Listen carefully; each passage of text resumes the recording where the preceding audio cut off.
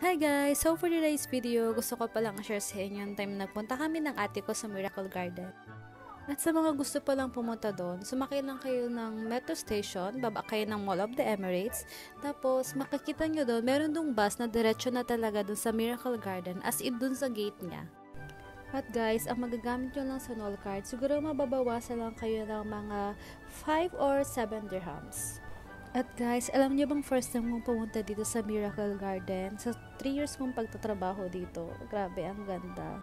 At guys, meron pala silang entrance fee. Kapag residents ka, 65 dirhams lang yung babayaran mo. Pero kapag wala ka nun, around 95 dirhams ata yung babayaran mo.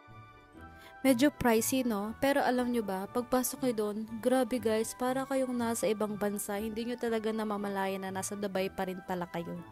As in, lakas maka fairy tale. Tapos kahit saang sulok ka magpicture, ang ganda talaga ng background nyo guys. Lakas maka ibang bansa, lakas maka Amsterdam. Ha?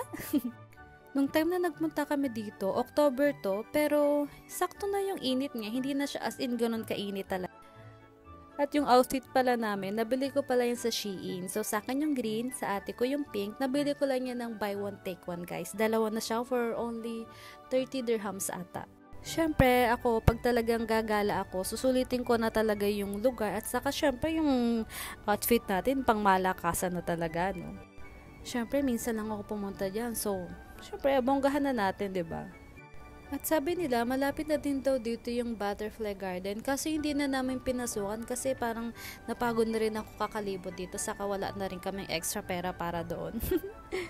At don't worry guys, meron din silang makakainan dito. May mga pizza, mga shake, so no worry.